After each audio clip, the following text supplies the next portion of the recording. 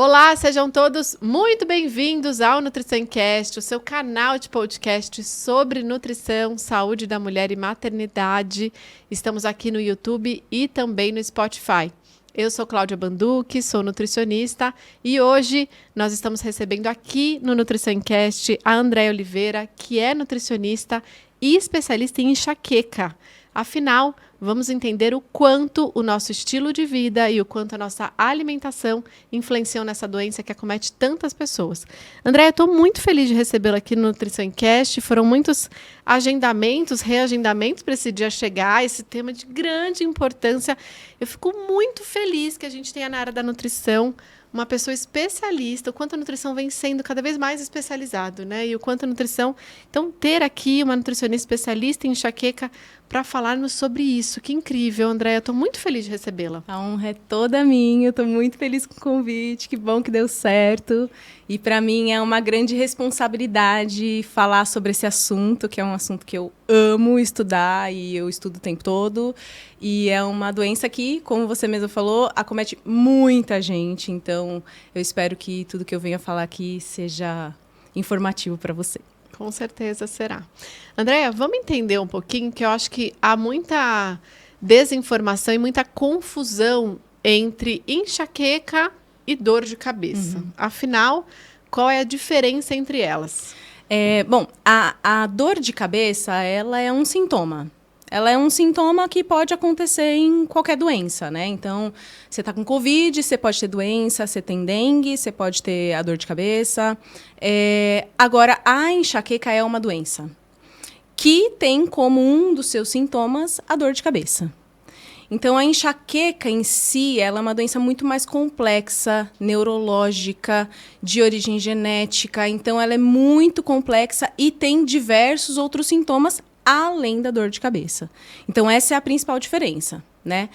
Quem tem enxaqueca vai ter a dor de cabeça como sintoma, mas não necessariamente se você tem dor de cabeça, porque você ficou infectado com alguma doença, né, contagiosa, você tem enxaqueca. Isso são duas coisas bem diferentes. Eu entendo a confusão, né? Muitas pessoas falam, eu estou com uma enxaqueca hoje. Mas não é assim. Você tem a enxaqueca, você carrega essa doença com ela.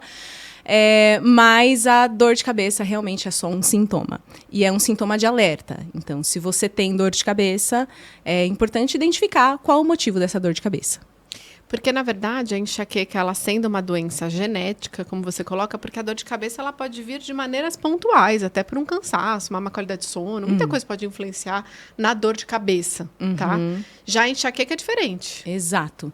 A enxaqueca, como diz a minha mentora, a doutora Thaís Villa, neurologista, ela fala, só pode ter enxaqueca quem pode, né? Quem tem a genética para isso. Se você quiser ter enxaqueca, você não pode. É uma questão genética. E realmente algumas coisas do seu dia a dia podem contribuir para que uma pessoa que tem enxaqueca piore essa dor de cabeça, né? Então, a dor de cabeça como um sintoma principal da enxaqueca pode ser piorada realmente por componentes do dia a dia. Então, uma noite mal dormida, uma alimentação desorganizada, desregrada. Então, esse tipo de coisa realmente pode influenciar. Mas, realmente, só tem enxaqueca quem carrega esse componente genético. Quem tem dentro de si, quem herdou dos seus pais, né, pode ter essa doença e ela se reflete majoritariamente em dor de cabeça, mas diversos outros sintomas também. E como é que a gente descobre se de fato nós carregamos e isso não é apenas uma dor de cabeça? Porque as pessoas, elas acostumam com a dor de cabeça também, né? Exatamente. Que aí eu acho que assim, pode ser que tenha muita gente aqui que tem enxaqueca e tá lidando isso como apenas uma dor de cabeça recorrente, é isso? Exatamente. Esse é o grande problema, eu acho, de quem tem enxaqueca. Porque por ser uma condição genética, a pessoa nasce com aquilo, ela se acostuma também a conviver naquela condição. Então, muitas vezes a pessoa nasce com a enxaqueca, ela nasce já desenvolvendo os sintomas da enxaqueca, um deles, né, no caso, a dor de cabeça. Então, desde criancinha, às vezes ela tem uma dorzinha de cabeça, né, quando ela vai para a escola, e aí ela sente aquela dorzinha, mas ela vai se acostumando e vive a vida inteira com aquilo. E aí o pai, a mãe, às vezes tem, os irmãos também têm. Então, para todo mundo, aquilo é normal. É normal ter dor de cabeça, mas não é normal ter dor de cabeça. Todo mundo de analgésico. Todo mundo de analgésico, a bolsinha. E não é à toa que é um dos medicamentos mais vendidos, né? Os analgésicos para dor de cabeça, né? É uma doença que ela é muito prevalente, ela acontece... se você tá numa rodinha de 5 pessoas, uma pelo menos vai ter enxaqueca. Ela é muito prevalente, né? Então, cerca aí de 15% a 23% da população mundial carrega essa doença. É muita gente, são bilhões de pessoas, né?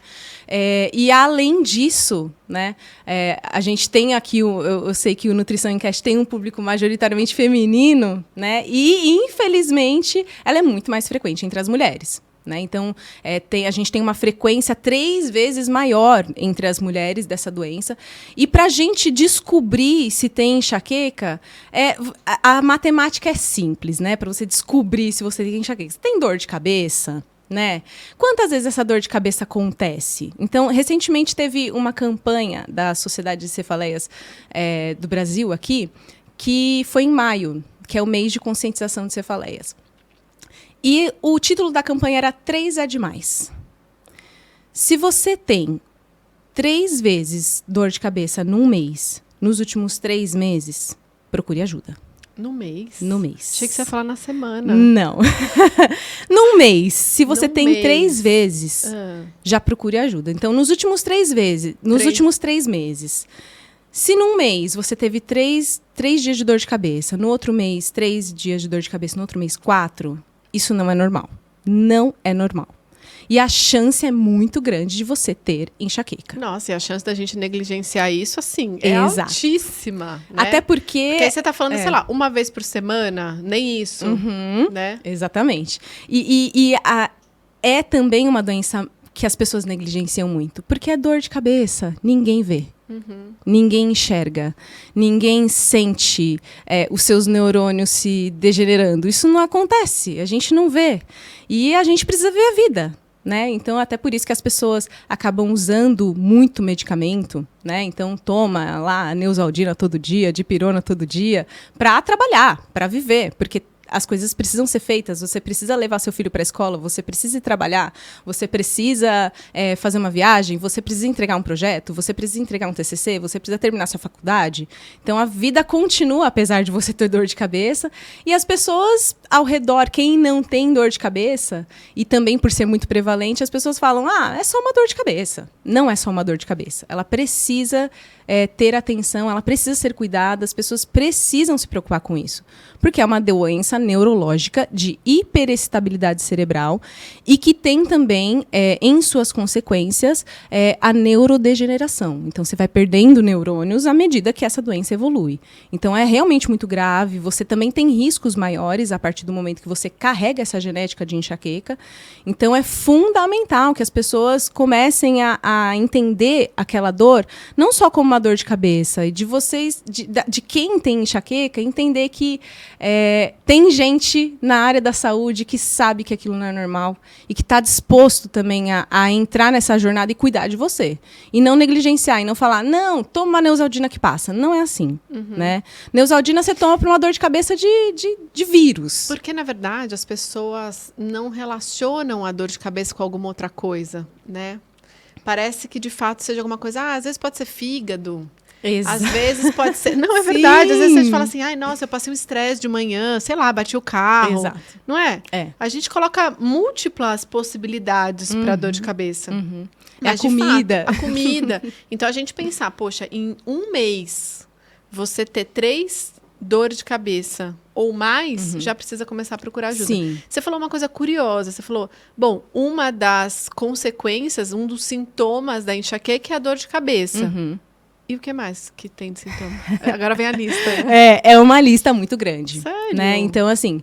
que relaciona uma coisa com a outra, né? Tem enxaqueca, dor de cabeça. Exato. Mas tem muito mais coisas. Você pensa que é uma doença neurológica. O cérebro manda em tudo no nosso corpo. E ele tá com um problema.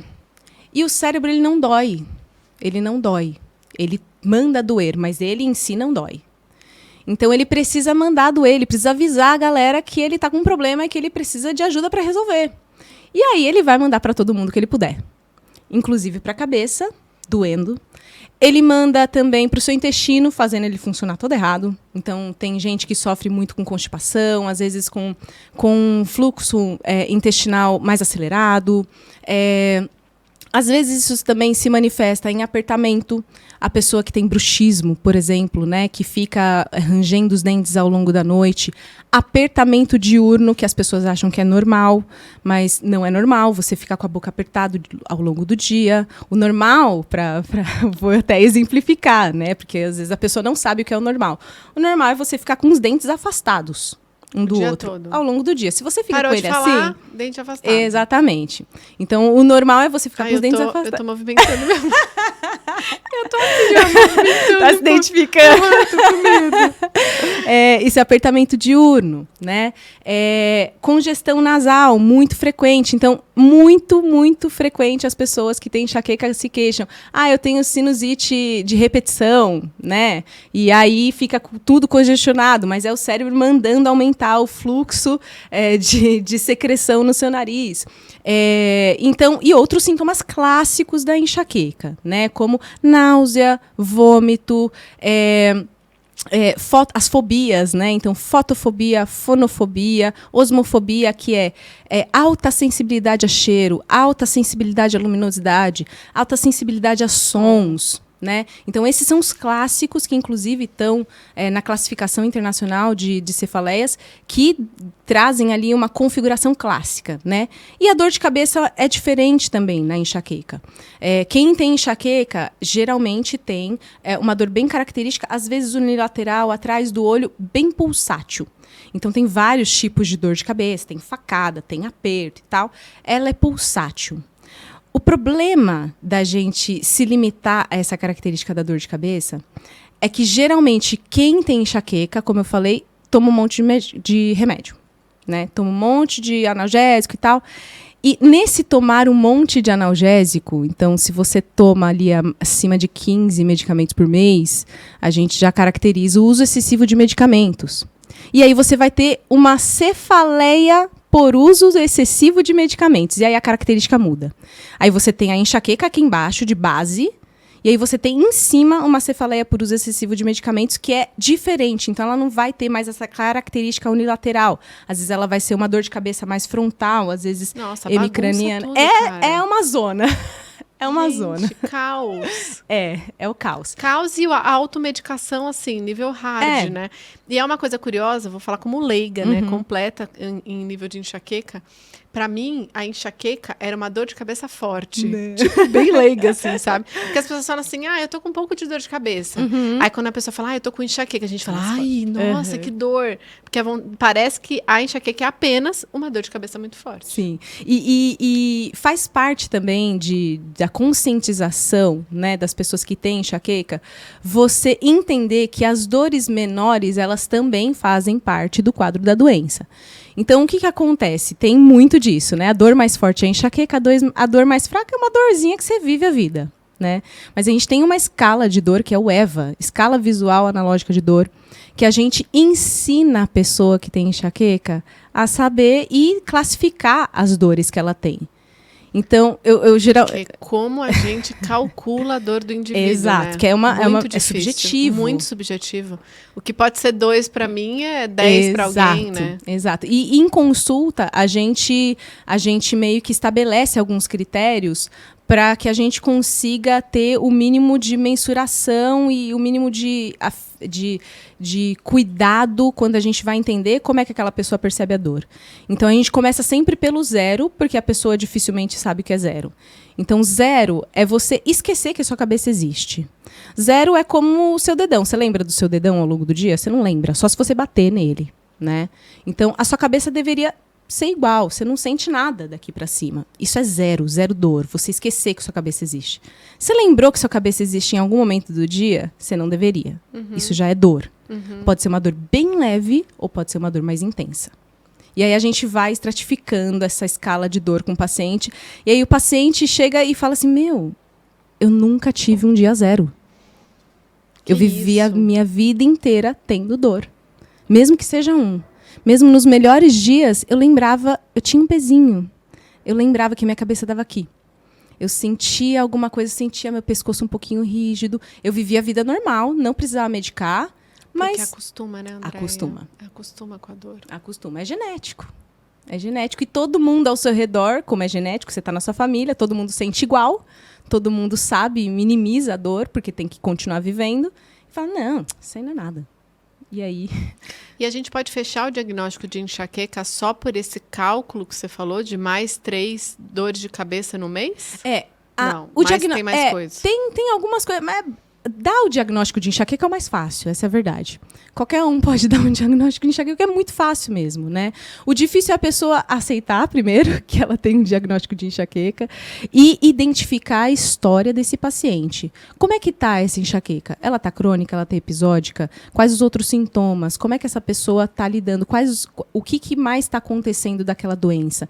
Quais outros âmbitos da vida aquela enxaqueca tá atrapalhando? Então, às vezes ela tem sintoma gastrointestinal, então você pensa, se a gente está no cérebro, ele também manda para o intestino, essa conversa é muito íntima, né? Esse eixo intestino-cérebro, e aí a gente tem vários sintomas gastrointestinais.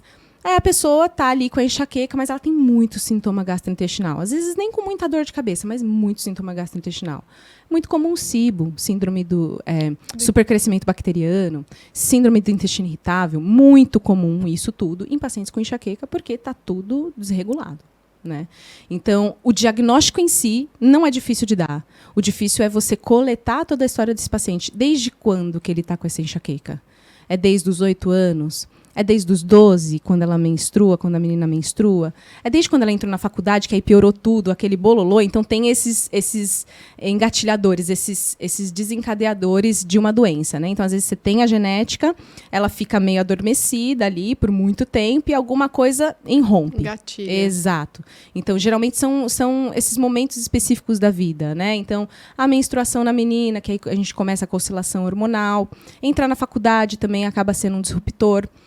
Gravidez acaba sendo um disruptor importante. Então, às vezes, a mulher vive uma primeira gravidez ok, mas a segunda é terrível. A segunda é o caos e é difícil lidar com a enxaqueca na gravidez. É péssimo que a gente tem poucos medicamentos que a gente pode lançar a mão.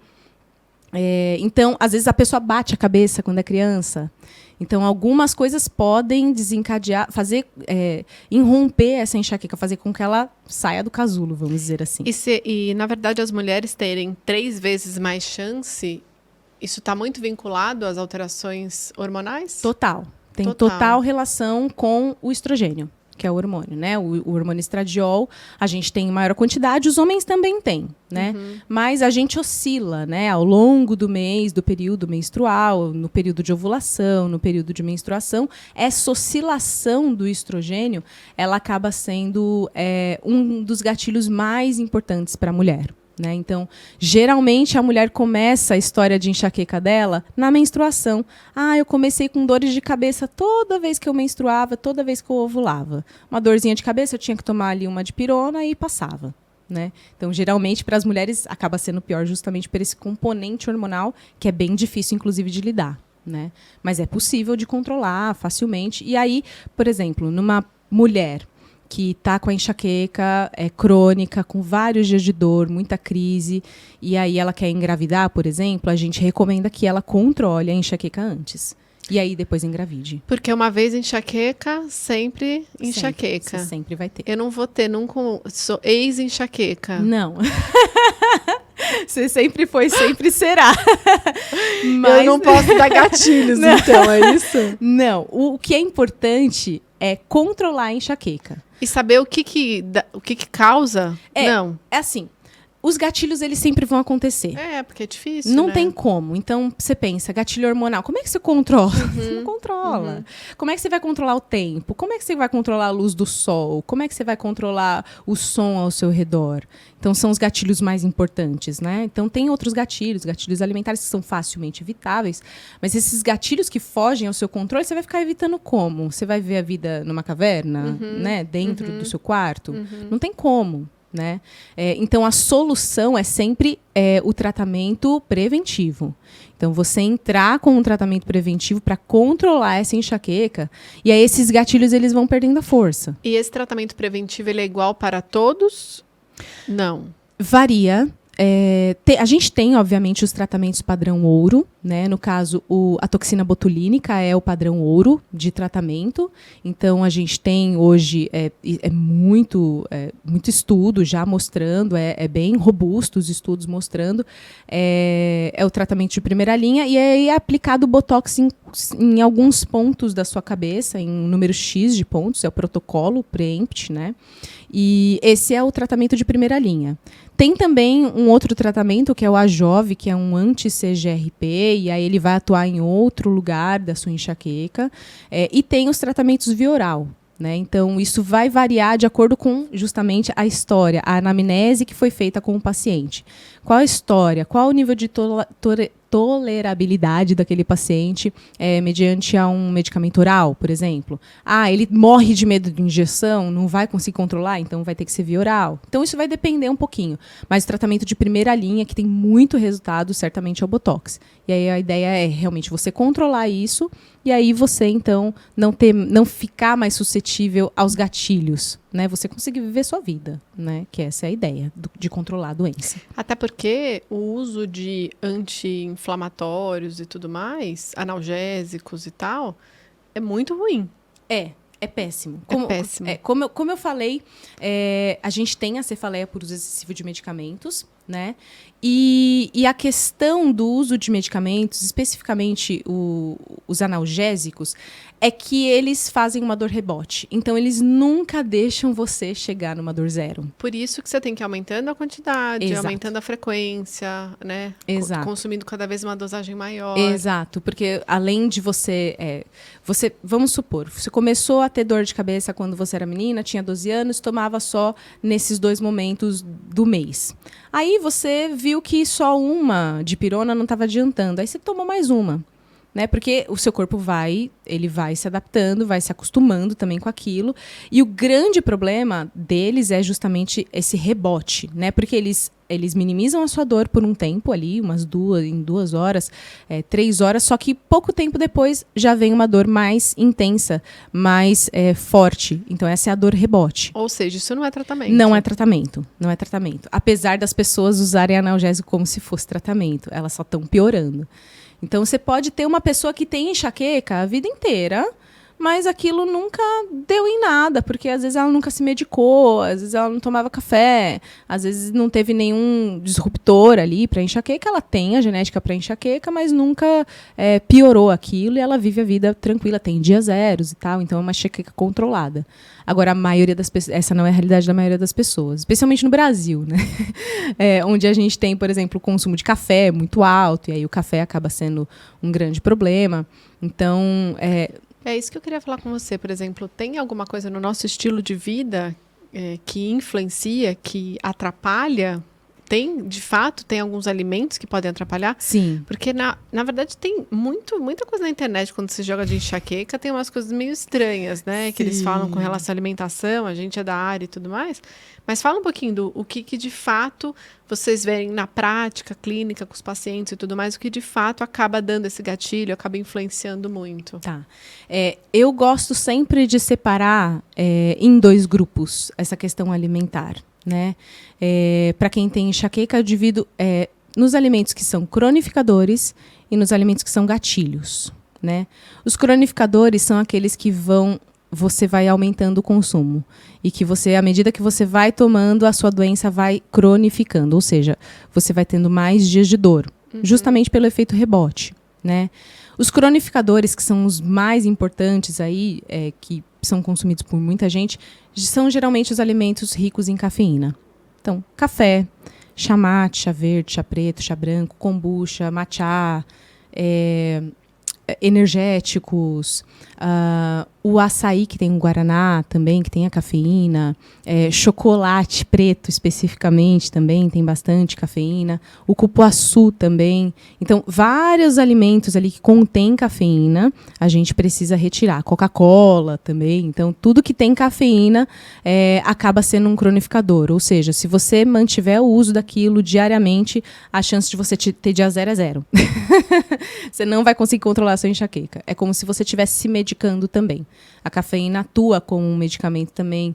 Então, tem gente até que fala, imagina, eu tomo tomo café e passa minha dor de cabeça? Passa mesmo, assim como se você tomasse um analgésico qualquer, né? Mas justamente depois de um tempo você vai precisar daquela cafeína de novo. Você vai precisar tomar mais um. E às vezes a pessoa começa tomando um cafezinho pela manhã e termina tomando, ao meio dos 40 anos, 30 anos, já está tomando 5 ao longo do dia, né? E aí acaba atrapalhando o sono. Então, quando você fala de estilo de vida, o sono é um dos principais fatores que influenciam a enxaqueca positiva ou negativamente. Né? Então, dos cronificadores, a gente tem os cafeinados e alguns alimentos que têm efeito termogênico a nível central. Então, pimentas muito ardidas, do tipo chili, que são pimenta de moça, malagueta, habaneiro, e o gengibre, que é um queridinho aí de muitos. Isso pode ser uma grande surpresa para muita gente, porque tem gente que fala, toma chá de gengibre, né? Você não vai precisar mais de analgésico. Ele justamente vai estar ocupando o lugar do analgésico, vai aliviar a sua dor por um tempo, mas não vai resolver nada. Você vai precisar usar ele todos os dias. E tanto a pimenta quanto o gengibre, eles vão ter um componente que se chama capsaicina, que ele tem efeito a nível central, aumenta ali a expressão de noradrenalina e tem efeito excitatório. Então, se a gente fala de uma doença que é de hiperestabilidade cerebral, a gente precisa evitar a todo custo qualquer coisa que estimule ainda mais esse cérebro. No caso, cafeína e esses termogênicos. Outros dois, que a gente ainda não sabe muito bem o mecanismo, e tampouco a gente tem estudo, isso é uma conduta que a gente tem lá na clínica, é a canela e a cúrcuma. Né? A cúrcuma, porque a canela e a cúrcuma, porque eles têm efeitos anti-inflamatórios, muito similares a de analgésicos. Então, a gente acaba também pedindo para as pessoas retirarem. E isso tem um efeito muito impressionante, assim, na evolução do paciente. A gente consegue ver muito bem a diferença do paciente quando ele consegue cumprir esse protocolo de exclusão desses alimentos e o paciente que não cumpre. Ele não evolui tão bem quanto que tira tudo. Então, é bem nítido. E aí a gente vai para o outro grupo, que são os gatilhos, né? Que aí são aqueles que podem te dar uma dor um pouco mais imediata, né? Você comeu ali, aí você tem uma dor mais rápida, né? Então, alimentos com glutamato monossódico, né? Temperos prontos, caldinhos prontos que você compra, produtos ultraprocessados, lasanha congelada, molho congelado, alguns embutidos. Então, tudo que tem glutamato monossódico, que é o famoso Ajinomoto, né, ele pode ser um gatilho bem importante. Outro gatilho que é importante é o jejum, sem dúvida. O jejum é um gatilho importantíssimo, então ficar muito tempo sem comer não é bom, né? Então, as pessoas que têm enxaqueca não se beneficiam, por exemplo, de um protocolo de jejum intermitente, né? Aliás, isso tende a ser bem, bem traumático para quem tenta. Outro fator é a baixa hidratação, então beber pouca água, sem dúvida, né? O cérebro ele é basicamente uma geleiona, né? Cerca de 75% dele é água, então ele precisa de água. Então, esses são os principais alimentos que podem ser gatilhos. E bebida alcoólica também, né? A bebida alcoólica, não só por alguns componentes, né, do processo de fermentação que tem em cerveja e vinho, mas por conta do álcool em si, que deixa a gente muito mais suscetível a sentir dor, especialmente no dia seguinte. Então, os gatilhos, eles são aqueles que provocam uma dor um pouco mais intensa. Mas à medida que você tem a sua enxaqueca controlada, você também não precisa ficar evitando gatilho. Né? E os gatilhos também têm essa questão de susceptibilidade, né? Então, à medida que você se expõe também e o quanto que o seu corpo processa aquilo, você vai ter uma resposta X ou Y. Isso precisa ser individualizado. E só, né? O glúten não tem nada a ver com isso. Não. A lactose não tem nada a ver com isso. A não ser que você tenha alguma doença. O frango, sabia que eu... É mesmo! Sério, essa é já nova. Peguei. Não pode comer frango porque tem muito hormônio. Não tem nada disso. Nada a ver. Tirando isso, assim, pouca coisa, né? Então, adoçante, queijo, algumas carnes curadas podem ser gatilhos, mas assim... O que mais é gatilho é essa lista mesmo que você falou, desses estimulantes e tudo mais. Exato. E aí é importante a pessoa ter atenção. Se ela tá com a enxaqueca descontrolada, ela vai ter que evitar. Agora, se a pessoa tem intolerância à lactose, se ela tem uma doença celíaca, aí sim, outra coisa. Aí ela tem uma condição que não permite com que ela processe bem aquelas proteínas. Da enxaqueca. Exatamente. Aí ela precisa tirar de qualquer jeito. E o que beneficia, além de fazer essa retirada dessa lista aí desses alimentos, desses temperos e tudo mais, é ter uma boa qualidade de sono. Estilo de vida. O estilo de vida, sem dúvida, é um fator Porque importantíssimo. estresse é uma coisa que a gente vive muito, Sim. convive muito, né? Sim. Então, sedentarismo. Sim, sim. Pensando num cérebro de quem tem enxaqueca, o cérebro de quem tem enxaqueca, ele ama uma rotina. Ele ama, né? Ele se beneficia muito de rotina. Então, todas as medidas que eu tomo com os pacientes em consultório visam estabelecer uma rotina para ele. Rotina de sono, rotina de alimentação, rotina de ingestão hídrica, rotina de atividade física. Então, todas essas rotinas, o cérebro gosta, porque ele é tudo previsível para ele. Ele gosta dessa previsibilidade. Então, ele não se beneficia do estresse, da ansiedade, de não saber o que vai acontecer. Isso é um gatilho importante. Ao passo que, se você consegue construir uma previsibilidade, um ambiente previsível para ele, ele vai amar. Ele vai ficar de boa, ele vai adorar, não vai ficar estressado. Então, construir uma rotina, sem dúvida, é fundamental. Você fazer um bom café da manhã, não ficar em jejum por muito tempo, fazer uma boa ingesta hídrica, atividade física, com certeza. Porque você deve receber no consultório pessoas que estão desesperadas de dor, né? Sim. É muito... Porque não é... Eu duvido que uma pessoa que vai te procurar tá com uma dorzinha leve. Não, jamais. Não. E especialmente lá onde eu trabalho, lá a gente escuta isso o tempo todo. Aqui é a minha última esperança. Uhum. Aqui é a minha última tentativa. Eu já passei em 17 neurologistas, eu já passei em 20 neurologistas. Assim, é absurdo. Eu já tentei isso, eu já tirei isso, eu já fiz dieta disso, daquilo, já tirei isso, isso e isso. E nada funciona. Né? Então, aqui é a minha última tentativa. E realmente as pessoas chegam lá de um jeito muito ruim. A gente pega os piores pacientes, essa é a verdade. Eles estão muito crônicos, com dores muito intensas. Tive uma paciente esses dias que me surpreendeu muito. Que eu passo uma atividade para eles, né, no início, para não só de automonitoramento, mas para eu também entender como é que funciona a alimentação deles e poder intervir de maneira mais precisa. E nessa atividade, que é o diário alimentar, né, é um clássico de nutricionista, ela me mandou uma mensagem e falou assim, olha, sabe que eu prestei atenção? Que eu nunca prestei atenção no sabor da comida. Eu estava tão distraída pela dor que eu sentia que eu não conseguia me concentrar no gosto daquilo que eu estava comendo. E desde que eu comecei o tratamento, acho que esses últimos dias eu estou começando a sentir o gosto daquilo que eu estou comendo. Eu estou voltando a ter prazer ao comer. Né? Às vezes a pessoa... uma coisa tão simples. Né? Até mastigar, às vezes, para a pessoa é difícil, porque ela sente tanta dor aqui, né? Que o trigêmeo manda apertar, então manda apertar, você fica com a boca toda tensionada. Às vezes dói mastigar, às vezes dói falar. Né? Às vezes a pessoa não consegue ir num cabeleireiro, que a cabeça dói o tempo todo. Né? Fazer luzes é tortura para muitas mulheres. Né? Prender o cabelo, jamais. Correr, de jeito nenhum. Então, a pessoa realmente tem uma vida de muita privação, de muita alimentação. Assim, a gente tem um estudo que se chama Global Burden Disease, que é um estudo que tenta estimar o peso daquela doença para a sociedade, tanto em termos financeiros e tal. E nesse estudo mostrou que a enxaqueca é a doença mais incapacitante em pessoas abaixo de 50 anos. Então, é muito importante. Não, influencia na vida como um todo, né? A pessoa, às vezes, não consegue curtir uma festa do filho, não consegue curtir um casamento de alguém, não consegue fazer uma viagem. Então, dependendo do nível de dor, do basal de dor que ela tem, ela fala não para tudo. Né? E a gente tem ali na escala de dor, a gente tem o número, né? 6, 7. Aqui é onde você começa a falar não para as coisas. Então, não quero. Não quero. Ficar em casa. Exatamente. Então, esse é o nível de dor mais moderado, onde a pessoa não consegue fazer as coisas básicas. A pessoa acostuma a não estar mais num ambiente social. Até nisso pode ser que essa pessoa comece a acostumar. Sim.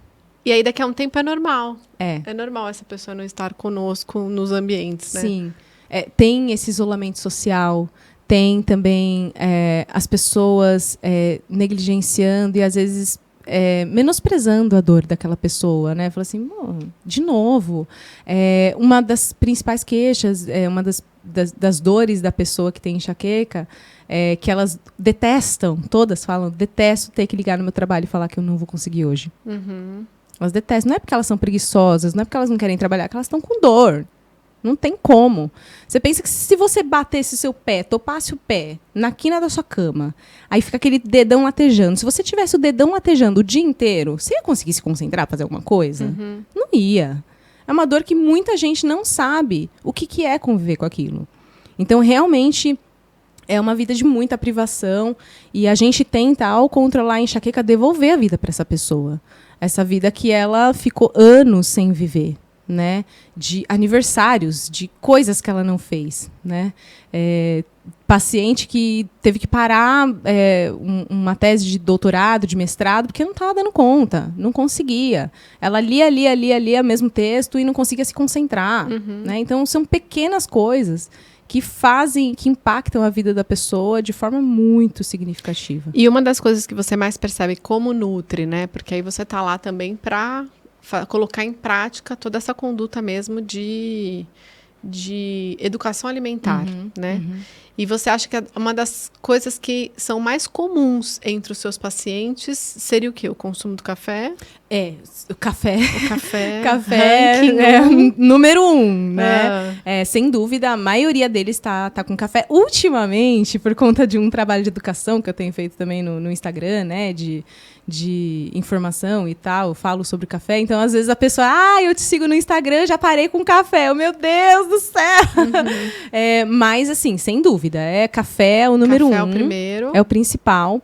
E, às vezes, dependendo do lugar, da região do Brasil, mate. Né? Então, no Rio de Janeiro, no Sul, às vezes, em regiões do Mato Grosso, chimarrão. Né? Esses são os mais difíceis, tadinhos, porque é difícil ter um substituto pro chimarrão e tal. Mas será que lá no Rio Grande do Sul tem mais crise de enxaqueca? Aí a gente... Isso é um bom tema de pesquisa. Um bom tema de pesquisa. Mas, assim, é difícil também de você mensurar, porque, assim, a gente está em São Paulo, por exemplo, né? Você tem cafeteria em qualquer esquina. Uhum. O café é a bebida do brasileiro, né? A gente toma café, a gente aprende a tomar café desde bebezinho, né? A gente toma café sempre. O Nescau, café com chocolate, né? O café ali. Uhum. Então, isso é muito comum. A gente é bombardeado de cafeína desde sempre. E por que é tão difícil para os pacientes? Eu entendo essa dificuldade deles de, às vezes, retirar. É justamente porque o componente do café emocional, social, é muito forte. Você vai na casa de alguém, você quer um cafezinho, né? E aí você vai recusar. Brasileiro não sabe receber um não, né? Não quero. A pessoa fica chateada. Então é difícil. E o ideal é fazer essa retirada desses que causam esse gatilho e tudo mais, dos alimentos, enfim. Mas depois que tá bem, que ele já entrou nesse nível 0, onde ele não lembra mais que ele tem, porque, na verdade, a intenção e o trabalho de vocês é que ele tenha o nível 0. Isso, né? Isso. Para que ele não lembre que a cabeça existe. Exato. Trabalhamos para isso, né? Exato, esse é o nosso objetivo, o grande objetivo. Ou seja, é possível, em meio a uma crise, né, de enxaqueca crônica, de muito tempo e tal, não sei o quê, você conseguir chegar nesse... É possível. Sim, é um trabalho longo, né? Da mesma forma que a pessoa cronifica e leva tempo para ela cronificar, também leva tempo para descronificar. Infelizmente, a gente não é tão rápido quanto a gente gostaria muito que fosse. É um trabalho que leva um tempo, mas a gente chega lá, isso sem dúvida. Então, é um trabalho que a gente sempre faz esse manejo de expectativa, né? Porque às vezes o paciente fala, já vou sair no dia seguinte, eu vou estar sem dor. Não é bem assim, né? E a retirada, a gente recomenda... de café, às vezes eu oriento falar, vai fazendo aos pouquinhos, né? Troca pelo descafeinado, vai diminuindo, porque o café, dependendo da quantidade que a pessoa faz, dá até para diminuir sozinho. Eu não recomendo muito porque é muita dor que a pessoa sente. Dependendo do histórico de doença dela, ela vai querer enfiar a cabeça dela na parede. Vai ser horrível retirar a cafeína. E tem pacientes que me referiram isso. Eu tirei sozinha, eu fiquei, meu Deus, maluca. Né? Não quis ver ninguém, eu queria bater minha cabeça, porque estava muito forte a dor. Lá na clínica, a gente tem um protocolo de detox, né? Então, a gente retira todos esses alimentos, os medicamentos também que a pessoa utilizava para crise, dá outras possibilidades de medicamento, né? De resgate, para crise, para dores, e a pessoa ela tem todo um suporte ali para fazer a retirada disso. Porque se ela tiver que retirar tudo sozinha, não consegue. Não dá. Você acha que existe algum suplemento, Andréia, que seja capaz de ajudar? Bom, sozinho, falamos não. sobre ômega 3, né, que é muito importante para essa parte neurológica e tudo mais. Tem alguma influência? Sozinho, eles não fazem nada. Não. Então, eles ajudam como um tratamento preventivo. Mas você pensa que um magnésio, um ômega 3, uma coenzima Q10, uma vitamina B2, Com B6... café o dia inteiro. Com café o dia inteiro, vai ficar nadando, não vai fazer nada, né? Você vai suplementar. Mas pode ser que seja benéfico no sentido de... Sim, dentro de um contexto de tratamento, você estando com um profilático, eles com certeza podem ajudar. E eles têm estudos mostrando, né, que eles ajudam a diminuir a intensidade e frequência de crises, né? Não só esses suplementos, tem alguns fitoterápicos também, que são bem legais de utilizar. No Brasil é mais difícil de encontrar, porque é uma planta que a gente não tem facilmente aqui, mas geralmente eu peço para os meus pacientes manipularem, ou então, se eles moram em outro país, comprar, né? Mas tem bastante coisa que a gente pode fazer a nível de suplementação para ajudar a diminuir a intensidade e frequência de crises. Mas isso, óbvio, dentro de um contexto. Não adianta nada ele continuar vivendo a vida do jeito que ele vivia e fazer essa suplementação. Ele vai estar jogando dinheiro fora. E a consequência do não tratamento da enxaqueca, qual é? É a pior, né? Vamos falar. Vamos começar com o pior. A gente vai descer. Você entrar... Assim, é uma doença neurodegenerativa, né? Então, você está colocando em xeque a saúde do seu cérebro. E aí, vem perda de memória, déficit de atenção, cognição, tudo isso acaba sendo afetado. Né? Às vezes uma pessoa que tem enxaqueca com aura, por exemplo, ela tem maior risco de AVC. A pessoa que tem enxaqueca, ela tem alguns riscos aumentados por conta do componente genético, um risco aumentado para colesterol elevado, um risco aumentado para algumas doenças coronarianas. Então, além disso tudo, além da enxaqueca em si, você tem alguns riscos aumentados à medida que você não entra com tratamento. Além do risco de você perder a sua vida, né? Como a gente falou, da incapacidade de você perder momentos especiais com a sua família, com seus amigos, porque você está com dor. Né? Mas a nível de doença mesmo, é um risco aumentado para AVC. Então, é importante você correr atrás para você preservar essa máquina incrível que a gente tem na nossa cabeça, né? E para a gente conseguir envelhecer com saúde, ter a cognição e ter, não aumentar o seu risco para outras doenças neurológicas como Alzheimer, demência, Parkinson. Você sabe que eu pensei nisso quando você falou sobre começar a comprometer essa parte de neurodesenvolvimento? Eu pensei, na verdade, em demências mesmo. E demência é a doença mais incapacitante, né? A mais prevalente também, e assim, uma das mais gente, incapacitantes. Só a longo prazo, né? A gente está falando de uma vida toda negligenciando e tal. Mas né? É a mesma coisa que a gente fala como nutricionista, por exemplo, para a massa muscular. Né? Você quer envelhecer com saúde, começa a construir sua poupança de massa muscular. Você tem enxaqueca, você precisa se preocupar com o seu cérebro. Né? Você pode não ver isso a curto prazo, mas aos poucos ele está se perdendo. Você está perdendo coisas importantes dele. Então, para que você vai pagar para ver? Você vai pagar para chegar com seus 60 anos? E a gente recebe pessoas idosas lá, com cognitivo muito prejudicado. Você tem que explicar a mesma coisa várias vezes para a pessoa. Eu expliquei aqui, 5 minutos a pessoa já esqueceu. Então, assim, realmente triste, né, de falar, é uma consequência, mas é importante também eu colocar, porque senão as pessoas também, às vezes, acham que é só dor de cabeça, tá tudo bem. Exatamente. É frescura, Andréia. Ai. Ô, Andréia, eu vou te falar. Não é frescura, gente. Não é frescura. Assim, eu acho que deve ser muito difícil.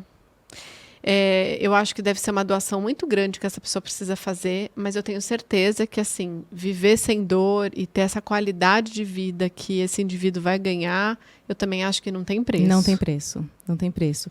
Você coloca na balança, né, sempre, o que você vai ganhar, o que você vai perder, né? Então, a gente sabe, a gente tem essa noção. E ter obediência sobre o que a gente tem, né? Geneticamente ou não e tudo mais, né? Vai ficar brigando contra isso? Não. Você tinha feito uma pergunta também se a retirada dos cafeinados era só para durante o tratamento, eu acabei nem falando. Mas, a gente recomenda que seja para o resto da vida. Se a gente sabe que é uma doença crônica que você sempre vai ter, para que você vai colocar uma coisa que vai estar tocando fogo ali, né? Vai ser gasolina para sua fogueira. Não tem porquê. Se você tem uma doença de hiperestabilidade, para que você vai deixar aquilo mais hiperexcitado? Não faz sentido. Então, a gente recomenda que seja para a vida. Nem todos seguem, a gente sabe disso, mas quem não segue acaba voltando, infelizmente. A gente já viu isso acontecer. Então, a gente também dá esse exemplo. Você quer fazer valer esse investimento que você está fazendo? Eu não quero mais ver você na sua frente depois de você receber alta. Então, segue tudo direitinho. Segue tudo direitinho que vai dar certo. E dá certo, Dá né? certo. Ou seja, não é frescura, de fato precisa. Não é. E você tem alguma história, André, que tenha te marcado aí nesses últimos anos de atendimento que você queira compartilhar? Porque às vezes as pessoas ficam, o meu caso, impossível melhorar desse jeito que a Andréa tá falando. Olha, eu vi, é tanta história, de verdade. Eu fico até emocionada. Porque eu acredito muito no que a gente faz lá. Eu acredito muito no trabalho que a gente entrega. A gente vê o resultado. E eu acho que a história mais legal que eu vi é de uma senhorinha que tinha lá os seus 80 e poucos anos, quase 90 anos, procurando tratamento. Nunca é tarde para você procurar tratamento. Nunca é tarde para você recuperar a qualidade de vida. E histórias, a gente tem muitos relatos de gente, eu tô conseguindo ir pro cabeleireiro. Eu tô conseguindo ir fazer a festa do meu filho. Eu tô conseguindo coisas que eu nunca imaginei que eu conseguiria fazer. Então, você trabalhar para devolver qualidade pro paciente, assim, não tem preço. Eu acho que a gente tem que ter o encerramento de que enxaqueca é incapacitante. Ponto. É isso mesmo. E precisa ser levado a sério. É incapacitante. Esse é o ponto que eu acho que aí a gente entende da consequência da pessoa não ser capaz de viver o seu dia, né? Sim. E levar a sério a dor de cabeça. Então, 3 é demais. Procure ajuda. 3 é demais no mês, tá, galera? 3 é demais no mês. Exato. Uau! Exato. É isso. Você falou um a cada 5 pessoas?